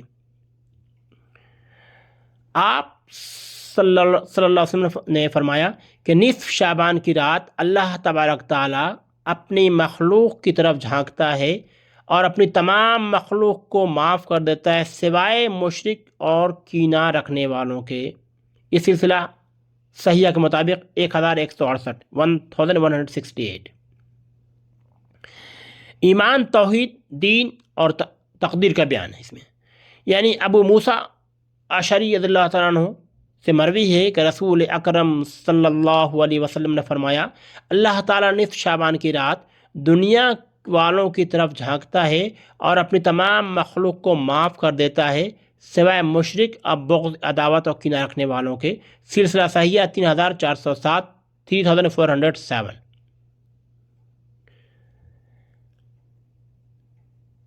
خالد بن معدان کہتے ہیں کہ سیدنا عائشہ صدیقہ رضی اللہ عنہ سے مروی ہے، رسول اکرم صلی اللہ علیہ وسلم نفلی روزوں کے مطابق پوچھا گیا کہ انہوں نے کہا کہ آپ صلی اللہ علیہ وسلم ماہ شعبان میں روزے رکھتے تھے اور سوموار اور جمعرات کے دنوں کے روزے کا خصوصی اہتمام کرتے تھے۔ مسند احمد 3938، 3938۔ سیدنا اسامہ بن زید رضی اللہ تعالیٰ عنہ کہتے ہیں کہ اللہ کے رسول حضرت محمد صلی اللہ علیہ وسلم میں نے دیکھا کہ آپ ماہ شعبان میں باقی مہینوں کے بنسبت زیادہ روزے رکھتے ہیں۔ آپ صلی اللہ علیہ وسلم فرمایا کہ یہ مہینہ جو رجب اور رمضان کے وسط میں ہے اس سے لوگ غافل ہیں، یہ ایسا مہینہ ہے کہ اس میں لوگوں کے اعمال رب العالمین کی طرف اٹھائے جاتے ہیں۔ میں چاہتا ہوں کہ میرے اعمال اس حال میں اٹھائے اوپر جائیں کہ میں روزے سے رہوں۔ مسند احمد 3942 3942۔ خالد بن معدان کہتے ہیں کہ سیدنا عائشہ صدیقہ رضی اللہ تعالیٰ عنہما سے رسول اکرم صلی اللہ علیہ وسلم نے کہ نفلی روزوں کے متعلق پوچھا گیا تو انہوں نے کہا کہ آپ صلی اللہ علیہ وسلم ماہ شعبان میں روزے رکھتے تھے اور سوموار جمعرات کے دنوں کے روزے کا خصوصی اہتمام کرتے تھے۔ مسند احمد 3938۔ جب سیدنا عائشہ صدیقہ رضی اللہ عنہ نے رسول اکرم صلی اللہ علیہ وسلم کے روزے کے بارے میں پوچھا گیا تو انہوں نے کہا آپ صلی اللہ علیہ وسلم شعبان کے اور خصوصی اہتمام کے ساتھ سوموار اور جمعرات کے روزے رکھتے تھے۔ مسند احمد 3972۔ ماہ شعبان کی 15 تاریخ کو برصغیر میں ہمارے انڈیا، پاک، بنگلہ دیش، پاکستان میں کہ مطلب 15 شعبان کی رات برصغیر میں مطلب کہ پاک ہند میں، بنگلہ دیش میں بہت اہمیت دی جاتی ہے اور اس کی فضیلت میں بہت سی باتیں بیان کی جاتی ہیں۔ جیسے کہا جاتا ہے کہ اس مہینے میں قبرستان جانا، شب برات کے نام سے روزہ رکھنے والوں کو 80 سال کے روزے کا ثواب ملتا ہے۔ یہ سب جو وہاں بیان کی جاتی ہے اس کی میں بتا رہا ہوں، یہ حدیث سے نہیں ہے۔ جو دلیل دیتے ہیں برصغیر کے انڈیا، پاکستان، بنگلہ دیش کے جو خطیب ہیں، میں انہیں خطیب ہی کہوں گا کہ وہ جو دلیلیں دیتے ہیں کہ ماہ شعبان کی 15 شعبان کو مطلب کہ اس مہینے میں قبرستان جانا، شب برات کے نام سے روزے رکھنے والوں کو 80 سال کے روزوں کا اجر، دعا کرنے والے کی دعا رد نہیں ہوتی، اور رزق دیا جاتا ہے پورے سال کا۔ اللہ کے عرش کے نیچے ایک درخت ہے جس کے ہر پتے پر انسان کا نام لکھا ہوتا ہے۔ 15 شعبان سے لے کر 1 سال تک جنہوں مرنا ہے ان کے پتے گر جاتے ہیں اور جنہوں نے پیدا ہونا ان کے پتے اگ آتے ہیں۔ اور پھر اس دن اور رات کو خصوصی نماز، وظائف اور کئی بدعات اور حلوہ اور روٹ اور میٹھا نمکین سب بناتے ہیں۔ بدعات سب جو ہوتی ہے اس کی ترویج کے بارے میں بتائی جاتی ہے، یہ سب چیزیں ہیں۔ تو آئیے دیکھتے ہیں اس بارے میں کہ شب برات کا مطلب کیا ہے۔ ہم شب برات کے بارے میں بتاتے ہیں شب برات کا مطلب کیا ہے۔ دیکھیے شب برات کے لفظی معنی کیا ہے۔ دیکھیے عرف عام میں 15 شعبان کی رات کو شب برات کے نام سے لوگ جانتے ہیں۔ ہمارے انڈیا، پاکستان، بنگلہ دیش میں یہ 15 شعبان کی رات کو شب برات کے نام سے جانتے ہیں۔ شب برات، یہ شب برات فارسی اور عربی یا اردو کے 2 لفظوں کا مجموعہ ہے۔ دیکھیے شب فارسی ورڈ میں سے ہے، شب فارسی میں رات کو کہتے ہیں، اور برات یعنی برات کے آخر میں حمدہ، چھوٹی حمدہ، اگر حمدہ کے ساتھ عربی کا لفظ ہے یہ، ٹھیک ہے، جس کے معنی بری و لا تعلق، اظہار نفرت اور بیزاری اور نجات پانے کے ہیں۔ کے مطلب عربی میں برات، بے، رے، با، را، الف، حمدہ، تا، برات، ٹھیک ہے، یہ حمدہ کے ساتھ عربی کا معنی ہے۔ اس کا معنی ہے کہ مطلب بری و لا تعلق ہونا، اظہار و نفرت و بیداری اور نجات پانے کے ہیں۔ اگر لفظ برات حمزہ کے بغیر ہو تو یہ سنسکرت سے ہو جائے گا، یعنی یہ فارسی اور اردو میں الگ الگ معنی رکھتے ہیں۔ یعنی اردو میں اس برات سے مراد وہ جلوس جو دلہا اپنے ساتھ شادی کے لیے لے کر جاتا ہے، اور فارسی میں برات حمزہ کے بغیر کا معنی ہے حصہ، حظہ، نقد اور تقدیر وغیرہ ہے، ٹھیک ہے، فارسی میں اگر حمزہ کے بغیر کیا جائے گا تو اس کا معنی مطلب کہ حصہ ہے یا نقد ہے یا تقدیر وغیرہ ہے۔ اس نام شب برات کے خالص عربی نہ ہونے میں اس کا سب سے بڑا ثبوت ہے کہ یہ فیک ہے، جعلی ہے۔ اس میں فارسی ورڈ ہے اور عربی ورڈ ہے، سب سے بڑا ثبوت یہ ہے۔ اگر دین میں اس کی کوئی اہمیت ہوتی تو اس کا نام لیلۃ البرات ہوتا، اور ہم آج ہیں کل نہیں رہیں گے، یہ بات نوٹ کر لیجیے۔ آنے والے وقت میں یہ فتنہ اور آگے جائے گا، اور ہو سکتا ہے کل کو کچھ ایسے جاہل کھڑے ہوں گے جو اس شب برات کا نام لیلۃ البرات کر دیں گے، تاکہ لوگ اور گمراہی میں اچھی طرح سے آئیں۔ یہ بات نوٹ کر لیجیے گا آپ، کل کو ہم رہیں نہ رہیں لیکن یہ بات آئے گی، ہو سکتا ہے یہ بات بھی آئے، جس کے ساتھ فارسی ورڈ کو عربی کے ساتھ ملا کر شب برات منا رہے ہیں۔ یہ میں نے شب برات کا مفہوم بتا دیا آپ کو، ٹھیک ہے۔ جبکہ عربی میں اگر یہ ہوتا تو پوری دینی امور جو ہے وہ سب عربی میں ہے، ہر احکامات عربی میں۔ یہ پھر فارسی ورڈ کہاں سے آ گیا؟ شب برات، یہ فارسی ورڈ کہاں سے آ گیا؟ تو یہ سب سے بڑی دلیل اس کی فیک ہونے کی ہے۔ اور اگر یہ عربی میں ہوتا تو اس کا نام لیلۃ البرات ہوتا، جبکہ دین اسلام میں اس کا کسی صحیح حدیث سے ثبوت نہیں ملتا ہے، کسی صحیح حدیث نہیں ملتا ہے۔ بعض لوگ سورہ دخان کی ابتدائی آیات سے مطلب کہ لیتے ہیں، دلیل لیتے ہیں۔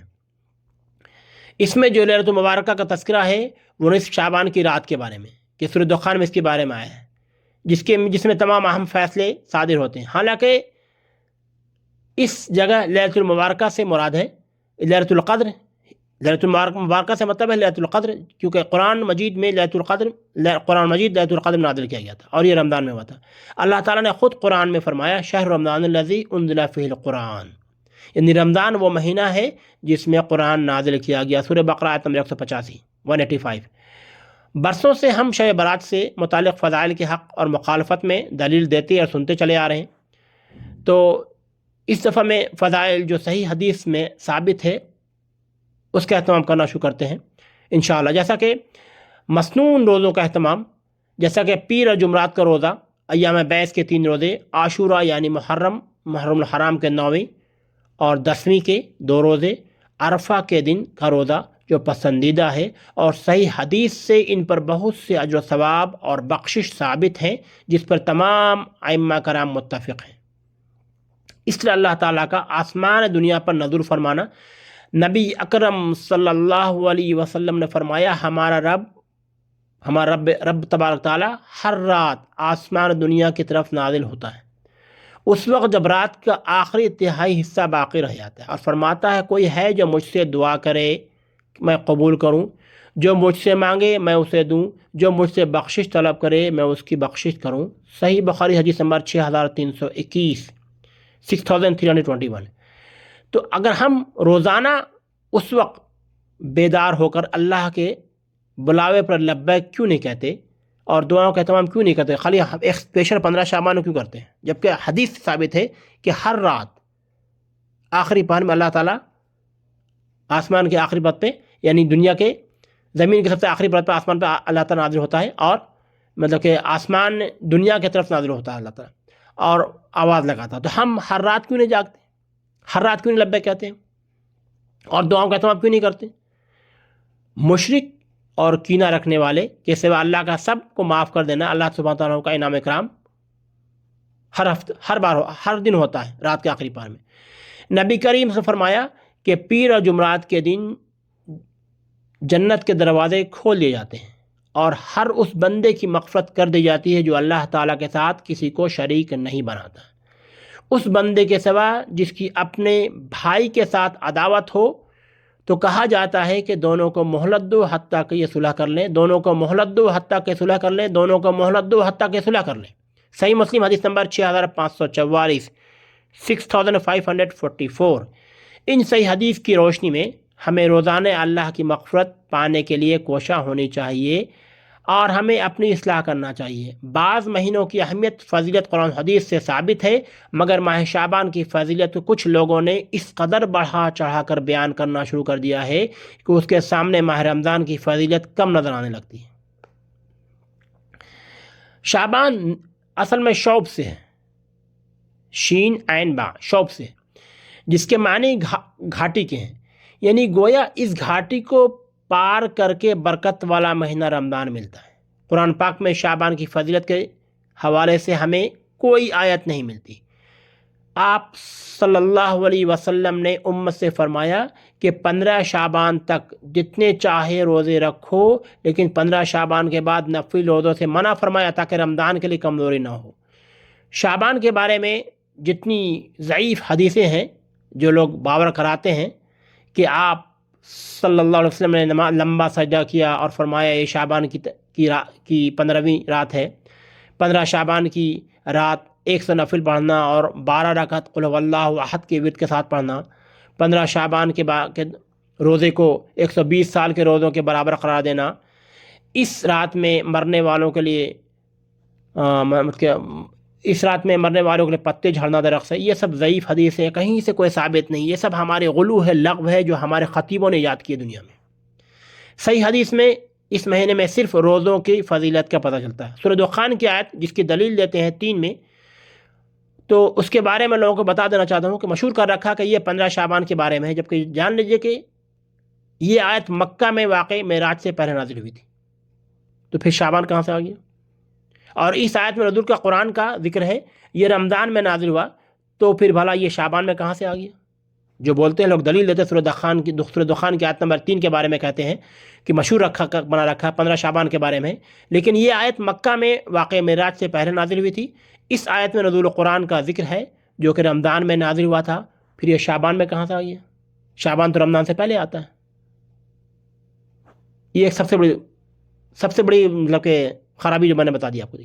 سورہ قدر میں لیلۃ القدر کو بھی شعبان سے منسوب کیا جاتا ہے، حالانکہ لیلۃ القدر رمضان کے آخری عشرے کی طاق راتوں میں موجود ہے۔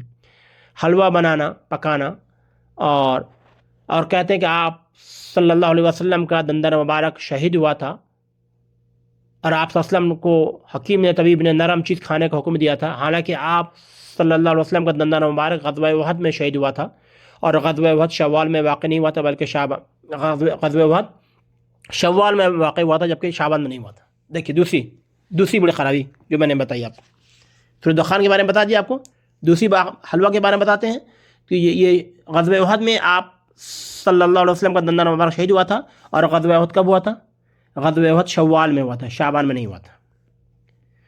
بعض کے مطابق خیبرات کی روحیں آتی ہیں، حالانکہ قبر کے روحیں برزخ زندگی کا دنیا سے کوئی تعلق نہیں ہے، کیونکہ قرآن کریم میں اللہ تعالیٰ ارشاد فرماتا ہے سورہ مومنین میں آیت نمبر 100 میں، دیکھیے پارہ نمبر 23 آیت نمبر 100 میں، کہ اپنی چھوڑی ہوئی دنیا میں جا کر نیک اعمال کروں، ہرگز ایسا نہیں ہوگا۔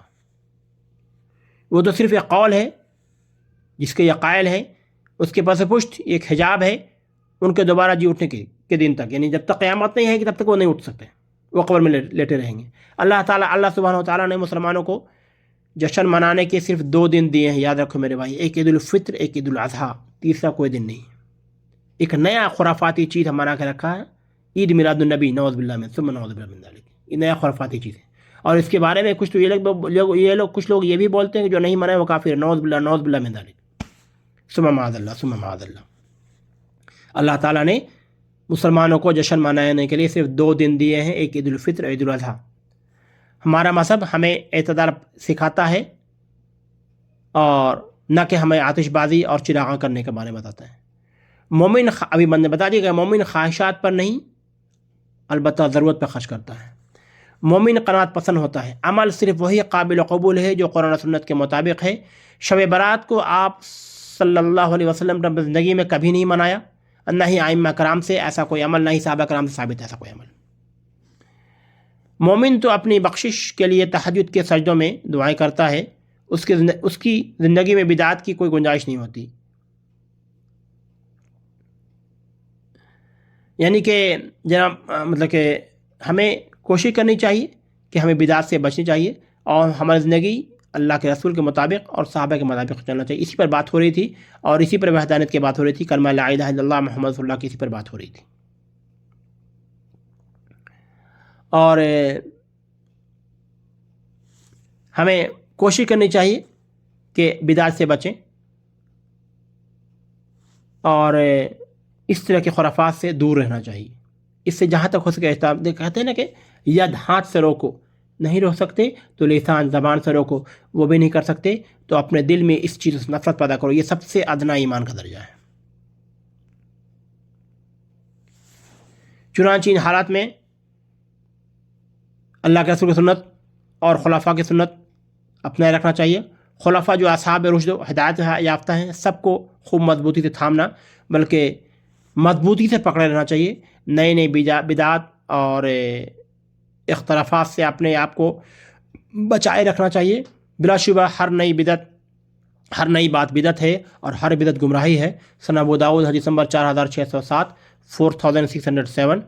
اور اللہ سبحانہ تعالیٰ ہم سب کو بدعت سے محفوظ رکھنے کا اور ہمارے گناہوں کو معاف کرے، اور ہمیں قرآن و سنت پر چلنے کی توفیق عطا فرمائے۔